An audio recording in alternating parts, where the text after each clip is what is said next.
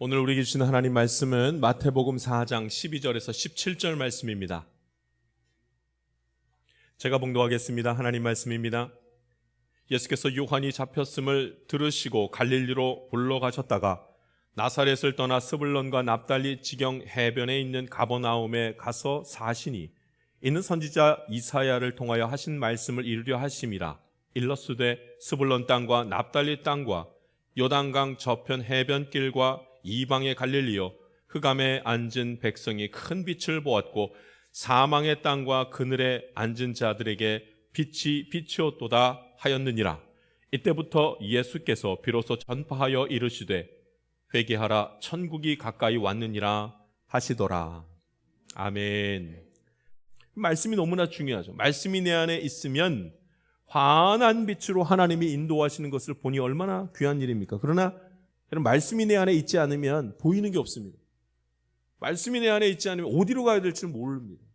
말씀이 내 안에 있으면 너무나 있지 아니하면 너무나 절망 가운데서 방황하는 것을 봅니다. 어찌 해야 될지는 모릅니다. 이렇게 핵심은 말씀이 내 안에 있냐는 거죠. 말씀이 있다는 소리를 다른 말로 한번 바꿔보겠습니다. 말씀이 있습니까? 그럴 때 네, 있습니다. 이 말이 무슨 말인가? 말씀이 기억나는 사람은 말씀이 내 안에 있는 겁니다. 그게 증거입니다. 말씀이 내 안에 있는지 없는지 모르고 말씀이 기억나지 않으면 그건 없는 겁니다. 말씀이 내 안에 없는 겁니다. 근데 말씀이 내 안에서 역사하기 시작하면, 말씀이 내 안에 들어와서 하나님 말씀이 자꾸 기억나면은 빛이 비춰집니다. 말씀이 빛이기 때문에 빛을 비춰줍니다. 어떻게 하면 되겠다? 무엇을 하면 되겠다? 이 슬픔이 고여 있는 것을 어떻게 하면 되겠다? 이것을 하나님이 너무나 분명히 말씀해 주시고 보여주시기 때문에 그렇습니다. 오늘 주의 말씀을 붙들고 2023년도에는 말씀 읽고 말씀 묵상하고 말씀 기억하는 한 해 되시기를 간절히 바랍니다. 그게 빛이니까 그래요. 말씀을 보아야 그 어둠에서 벗어나는 빛이 비춰집니다. 어찌할 바 몰라서 방황하는 인생 가운데 빛이 비춰져야 됩니다. 그 빛은 말씀입니다. 지난주에 우리 교역자들과 함께 수련회 갔다 왔습니다. 저 한라산 올라갔다 왔어요. 한라산 올라갔다 왔는데 얼마나 감사하더니, 한라산이 높이가 1900m더라고요 보니까.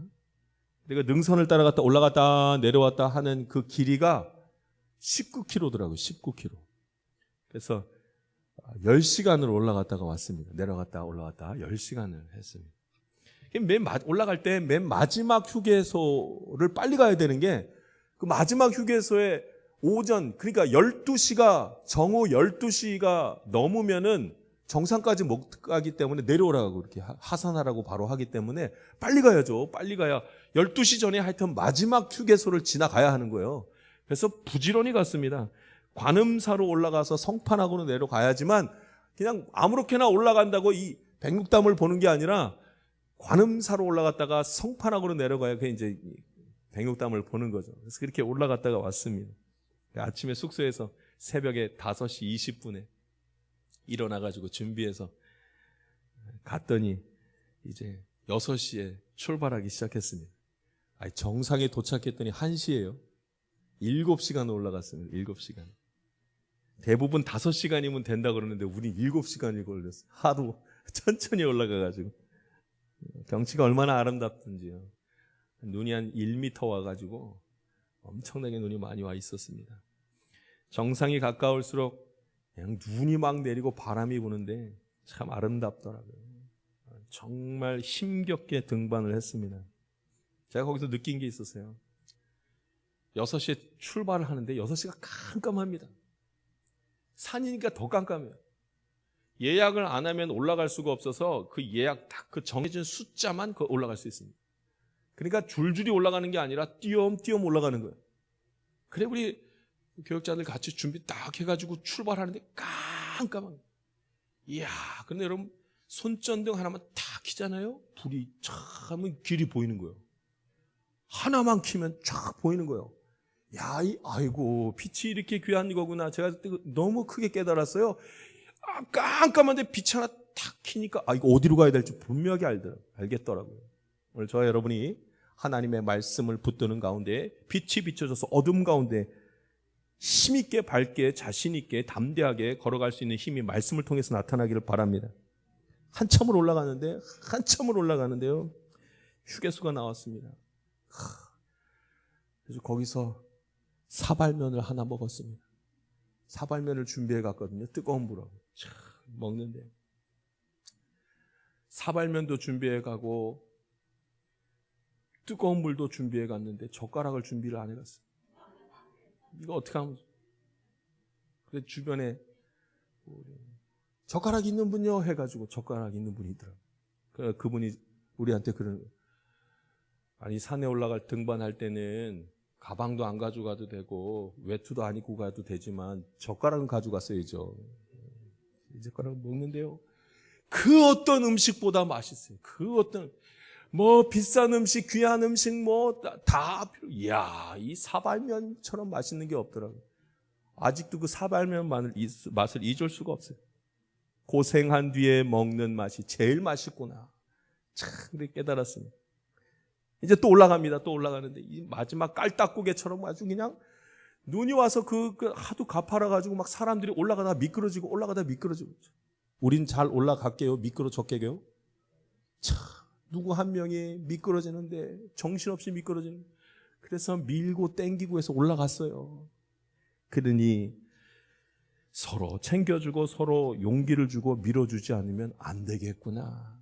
고난 가운데 정말 힘든 자리는 함께 해야지만 지나갈 수 있겠구나. 그런 마음이 들더라고요.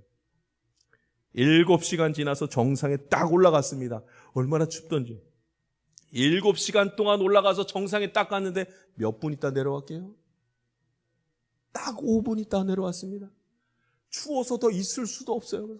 이거 보고 이거 백록담이구나 하고선 바로 돌아와가지고 내려왔습니다. 그때 제가 깨달은 것은 정상은 오래 있는 데가 아니구나.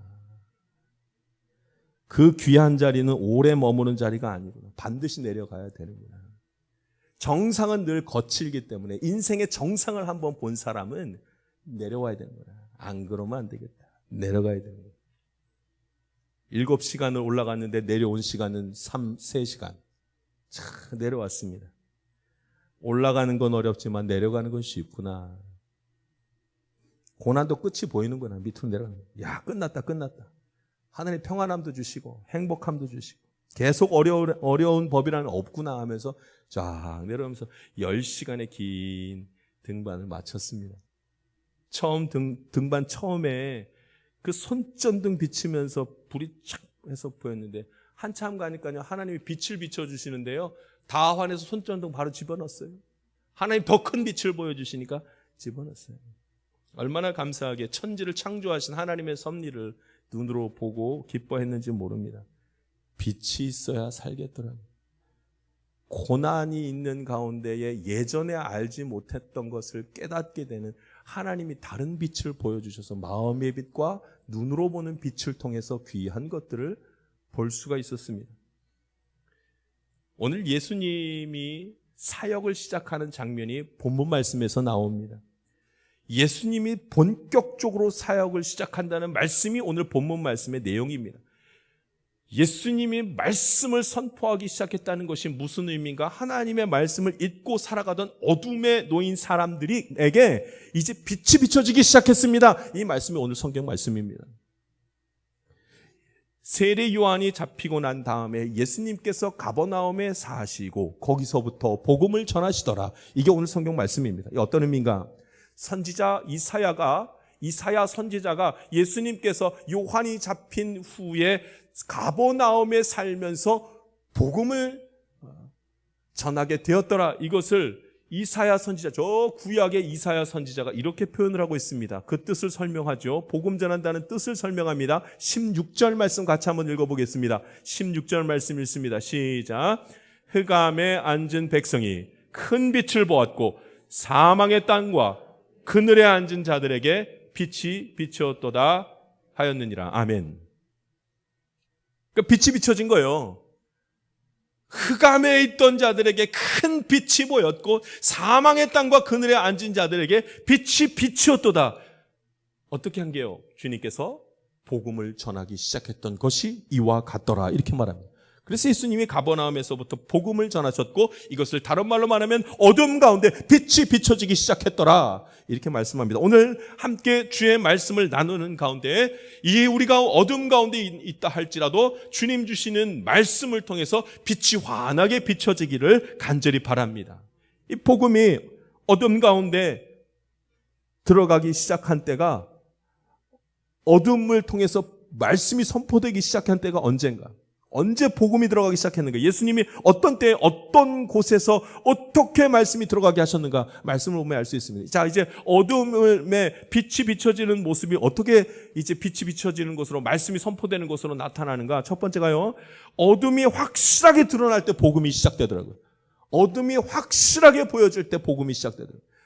그럼 어두운 가운데 있어야 빛을 주십시오 이런 얘기를 하잖아요. 그러니까 확실하게 하나님이 어두울 때 그 다음에 빛을 비춰주시는 거예요. 그러니까 어둠이 확실하게 드러날 때 복음이 시작되었습니다. 이때가 언젠가? 12절 말씀 한번 읽어보겠습니다. 그 표현이 그대로 나옵니다. 12절 말씀 읽습니다. 시작. 예수께서 요한이 잡혔음을 들으시고 갈릴리로 물러가셨다가 아멘. 세례 요한이 잡혔을 때입니다. 어둠이 확실하게 드러났던 때가 언젠가? 세례 요한이 잡혔을 때라 이렇게 말합니다. 그 이후로 예수님이 복음을 전하시고 어둠의 세상에 빛을 비춰주시기 시작하였다 이렇게 말씀하고 있습니다. 세례 요한이 왜 잡혔는가? 이게 말씀이 굉장히 중요하죠. 세례 요한이 잡혔는데 그 잡힌 이유가 세례 요한이 이제 헤롯의 잘못을 지적한 것 때문에 이제 문제가 됩니다. 헤롯이 동생이 있는데 빌립이란 동생이 있었습니다. 그 동생이 아내가 있었는데 그 아내 이름이 헤로디아였습니다. 근데 그 동생의 아내를 헤롯 왕이 첩으로 삼아버렸습니다. 그렇게 되자 이것이 잘못됐다고 세례 요한이 그렇게 하면 안 됩니다 하고선 힘차게 외쳐버렸습니다. 그랬더니 헤롯 왕이 요한을 죽여버렸습니다. 이게 무슨 말씀이에요? 의로운 자가 불의한 자에게 죽임을 당한 거예요. 죄 없는 자가 죄 있는 자로부터 죽임을 당했습니다. 어둠이 그 안에 가득했다는 말씀입니다. 의인이 죄인을 지적해야 되는데 죄인이 의인을 지적하고 그 결과로 의인이 죽어버렸습니다. 어둠이 가득했네. 어둠이 가득했습니다. 소망이라고는 전혀 없고 절망과 아픔만이 그 안에 가득해버렸습니다. 그때 복음이 나타납니다. 예수님이 복음을 전할 때 꼭 들어야 할 사람들이 있었습니다. 근데 그 사람들이 듣지를 않습니다. 저 사람이 정말 하나님의 아들인가? 의심하는 마음으로 예수님이 말씀을 선포할 때 그냥 가만히 쳐다보고만 있었습니다. 그런데 예수님의 말씀을 경청하여 듣고 쫓아다닌 사람들이 있었습니다. 누가 예수님의 말씀을 듣고 쫓아다닌 줄 아십니까? 가난한 자, 병든 자, 낙심한 자, 세상의 어둠의 일들로 사망의 그늘 가운데서 너무나 고통받고 있던 자들은 자기가 어둠 가운데 있는 것을 알고 고통 가운데 있는 것을 알기 때문에 예수님의 말씀이 너무나도 분명하게 들리기 시작합니다. 그래서 요한이 잡혔던 때에 모든 사람이 보아도 요한이 잘못한 것이 아니라 헤롯 왕이 잘못했다는 것을 알아도 누가 죽냐면 의인이 죽어버렸더라. 그때 복음이 시작되기 시작합니다. 세상에서 성공한 지도자들, 세상의 존경을 받고 있는 대제사장들은 하나님을 찾을 필요가 없었습니다. 어두운지도 모르고 살아가기 때문에. 그런데 여러분, 어둠 가운데 있는 것을 깨닫게 하시고 그 다음에는 복음이 선포되기 시작합니다. 오늘 저와 여러분이 주님 붙드는 가운데 복음이 선포되는 것이 분명하게 깨달아지고 그 복음을 사모할 수 있게 되기를 바랍니다. 빛이 비춰주기 시작한 때가 있습니다. 빛이 비춰지고 있을 때 그 빛을 빛으로 깨닫게 된 때가 있습니다. 언제요? 모든 이들이 이건 죄인입니다. 이건 잘못된 일입니다 하여도 그 사람이 잡히는 것이 아니라 억울하게 다른 사람이 잡히는 그때 복음이 시작되었다 이 말입니다. 우리 가운데 예수님 믿고 살아갈 때 불의한 일들이 막 나타날 때가 많이 있습니다. 그때는 뭐 하라는 거예요? 하나님 찾아야 될 때. 내 힘으로 불의함을 해결하려고 하는 것이 아니라 주님 찾고 기도하게 될 때 불의함이 의로운 일들로 의로운 사람이 불의한 일을 지적하는 때가 반드시 오게 될 것이라 말씀하고 있습니다. 오늘 저와 여러분이 주님 꼭 붙드는 가운데 하나님께서 불의한 이들을 믿음으로 은혜로 다 덮어주시는 것을 볼 수 있기를 바랍니다. 이제 여러분 두 번째입니다. 예수님이 복음을 선포하시면서 빛이 비춰지게 한 그것을 어디서 했는가가 오늘 성경에 나오는데 가버나움이 나오죠. 두 번째, 어둠의 중심에서 복음이 선포되기 시작합니다. 어둠의 중심에서 복음이 선포되기 시작합니다. 빛이 비춰주기 시작한 장소가 어딘가? 이방 땅이었어요. 이방 땅, 가버나움. 예수님이 가버나움에서 살 때 복음이 시작되었다 이렇게 얘기하죠. 우리 13절 말씀 읽어보겠습니다. 13절입니다. 시작. 나사렛을 떠나 스불론 땅과 납달리 지경 해변에 있는 가버나움에 가서 사시니. 아멘. 예수님이 이제 어디로 살기로 작정하시냐면 가버나움에 가서 사시기로 작정하십니다. 그러니까 여러분 거기서 복음을 전하십니다. 가버나움이 어떤 땅인가? 그 땅은 이방 땅이요 어둠으로 가득 찬 그런 땅입니다. 그런데 예수님이 거기 가서 복음을 전하기 시작하였더라 이렇게 말합니다. 그러니까 가버나움이 어떤 땅이냐면 예수님이 나시기 전 732년 전부터 거기가 아수르 땅에 의해서 이스라엘 백성 땅이 다 멸망해버리고 맙니다. 그래서 가버나움이 누가 사냐면 아주 오랫동안 아수르 사람들이 거기 살았습니다. 그러니까 이방 땅이죠. 어둠의 땅. 하나님을 전혀 모르고 있는 그런 땅. 거기가 가버나움입니다. 근데 예수님이 어떻게 하시는가? 복음을 전하기 시작하는 그 시점의 장소를 어디로 택하시냐면 가버나움을 택하십니다. 이게 무슨 말씀이에요? 어둠의 중심에서부터 빛을 비추시겠다는 말씀입니다. 할렐루야. 그러니까 여러분 예수님께서 복음을 전하실 때에 저 멀리 어둠을 보고선 여기서부터 빛을 비춰주셔서 저 어둠이 빛으로 비치게 한 게 아니라 어둠 안으로 들어가 버리신 다음에 빛을 비추셨다는 말씀입니다. 말씀을 하나님께서 깨닫게 하실 때 어떻게 깨닫게 하시는가? 저 멀리서 말씀이 그런 거구나 이렇게 하는 것이 아니라 말씀이 내 안에 쑥 들어와서 빛이 비춰지게 하신다는 말씀입니다. 가버나움에서 사시면서 복음을 전하시더라 이 말씀이 그런 뜻입니다. 얼마나 큰 위로가 되는지 모릅니다. 나의 연약한 부분, 여러분 내가 그 연약한 부분 때문에 죄를 짓고 내 연약한 부분 때문에 슬퍼하고 내 연약함 때문에 너무나 아파하는데 여러분 바로 그 연약한 부분 안으로 말씀이 들어가는 겁니다. 그래야지만 빛이 난다는 말이죠. 예수님이 아예 그 자리에 와서 머물러 계시면서 복음의 능력을 하나님 보여주셨다는 말씀을 합니다. 너무나 고통스러워서 어찌할 바 모르고 있을 그때 예수님이 그 자리로 같이 들어가 주십니다. 예수님의 말씀이 빛이신 그 자리에서 어둠을 밝히시고 복음의 인도함을, 복음의 길을 하나님께서 알게 하셨다 이 말입니다. 목사님 중에 유진 피터슨이라는 목사님이 있습니다. 이 목사님이 아주 오래전에 성경책을 이제 다시 새롭게 쓰셨습니다. 해석을 다시 싹 해가지고 썼습니다. 이 성경책의 특징이 있습니다. 이 유진 피터슨 목사님이 쓰신 그 성경책에는 두 가지 큰 특징이 있습니다. 하나는 성경 말씀을 너무 쉽게 풀어놨어요. 너무 쉬운 말로 해놨어요. 그래서 금방 이해가게 하셨다는 거예요. 근데 또 한 가지는 성경책의 이름을 바꿔버렸어요. 성경책을 메시지로 이름을 바꿨습니다. 그러니까 우리 성경책에는 앞에 이름이 뭐라고 써 있어요? 성경. 근데 이 유진 피터슨 목사님은 성경책에다가 메시지 이렇게 써놨습니다. 메시지. 이게 무슨 뜻이에요? 성경이 메시지라는 뜻입니다. 특별히 이 복음서를 메시지라고 이렇게. 그러니까 마태복음은 마태가 받은 하나님의 메시지. 요한복음은 요한복음이 받은 하나님의 메시지. 이 뜻입니다. 메시지. 복음은 메시지라. 하늘로부터 하나님이 나에게 주신 생명의 메시지, 이게 바로 성경이란 말씀입니다. 그러니까 여러분 아무리 어려워도 희망이 있고 아무리 낙심되어도 기다릴 수 있고 아무리 아파도 인내할 수 있는 것은 말씀이, 메시지가 내 안에 들어오면 사는 것입니다. 할렐루야. 그런데 멀리서 비춰지는 것이 아니라 하나님이 얼마나 우리를 사랑하는지 바로 오셔서 그 어둠의 자리로 쑥 들어오셔서 내게 가장 아픈 그곳으로 쑥 들어오셔서 메시지를 주시고 소망을 주시고 살게 하시는 것입니다. 할렐루야. 그러니까 말씀을 기억하는 것이 너무나 중요합니다. 세 번째입니다. 예수님께서 말씀을 선포하시고 복음을 전하기 시작한 그때의 그 의미가 무슨 의미가 있는가? 말씀에 순종하는 자들이 빛을 품게 된다는 사실입니다. 말씀에 순종하는 자들이 빛을 품게 된다는 말씀입니다. 오늘 17절 말씀 한번 읽어보겠습니다. 같이 읽습니다. 시작. 이때부터 예수께서 비로소 전파하여 이르시되 회개하라 천국이 가까이 왔느니라 하시더라. 아멘.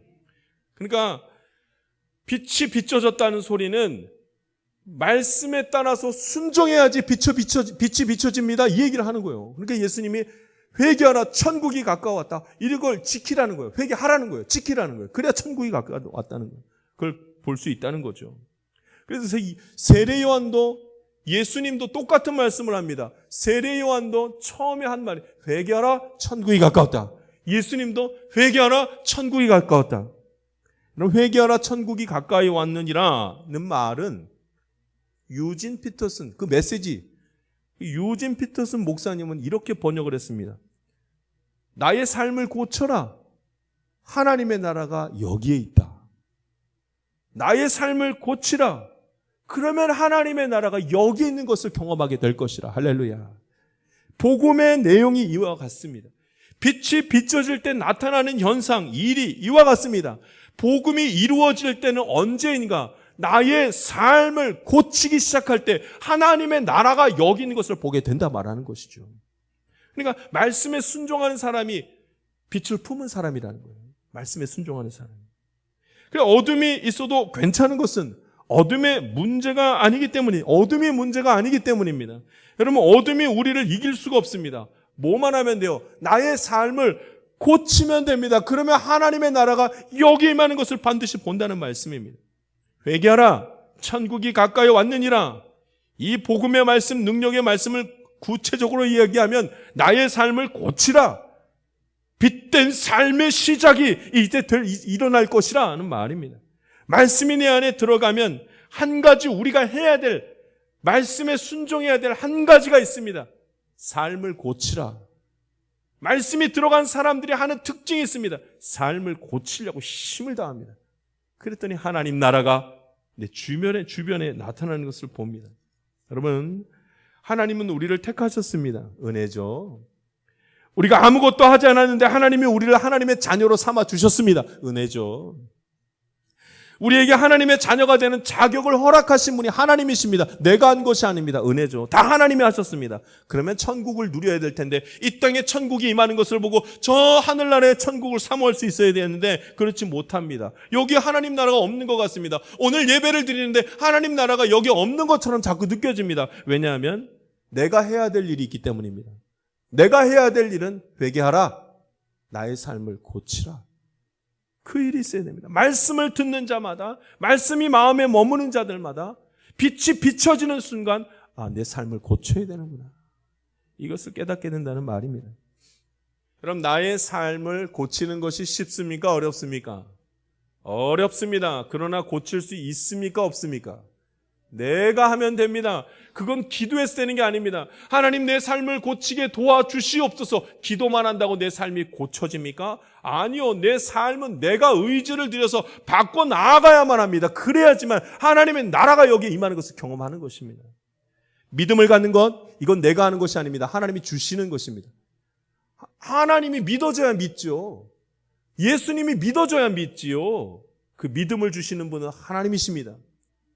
그러나 여러분, 믿음 생활을 하는 것은 다릅니다. 믿음을 지키려고 하면 해야 될 일이 있습니다. 회개하라. 나의 삶을 고치는 일은 내가 해야 됩니다. 의지를 들여서 내가 내 삶을 고치겠다고 힘을 다해야 됩니다. 그래야지만 하나님 나라가 이곳에 있는 것을 저와 여러분이 경험하는 것입니다.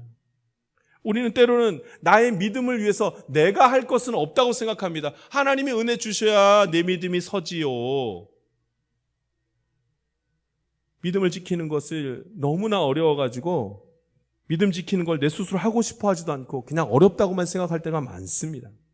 근데 우리가 믿음을 지키기 위해서, 믿음이 소중해서 그것을 붙들기 위해서 해야 될 일은 나의 삶을 고쳐야 해요.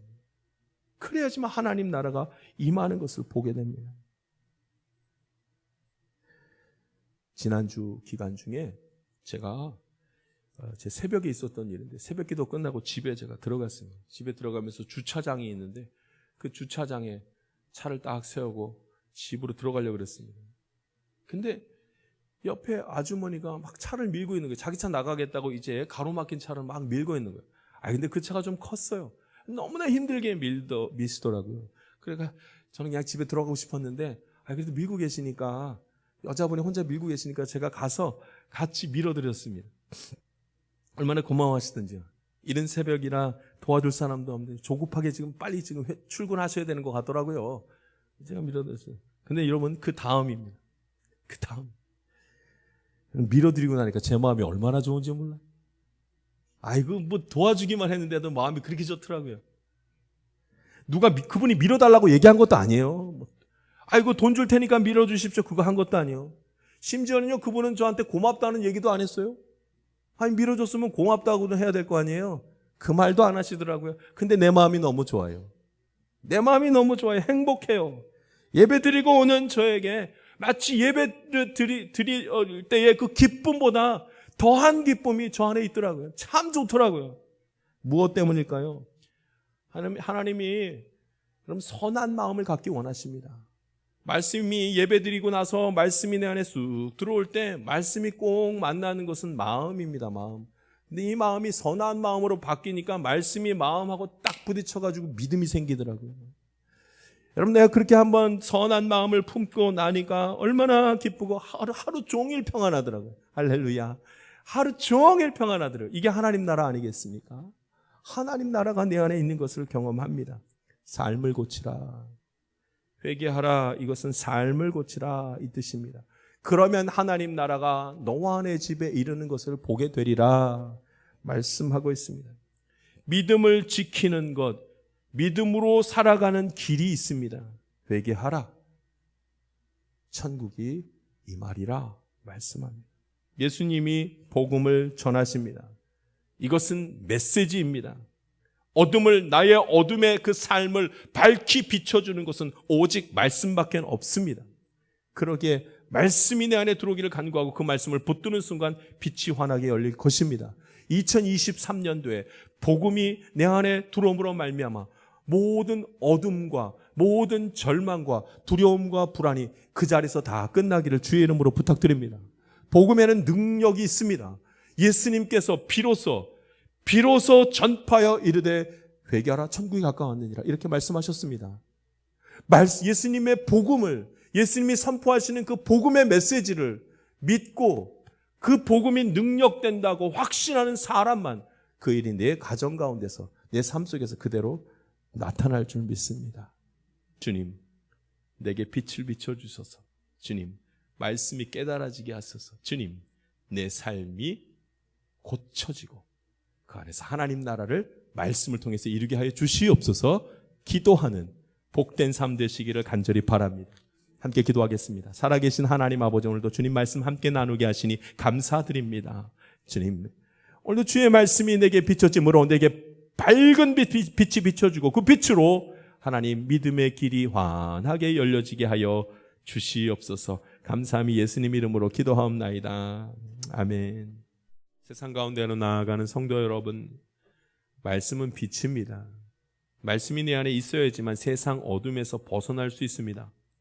두려움과 염려와 근심과 불안은 하나님의 것이 아닙니다. 세상 것입니다. 이제는 나와야 합니다. 말씀을 붙드는 자는 말씀이 비추사 그 자리에서 벗어나도록 도와줄 것입니다.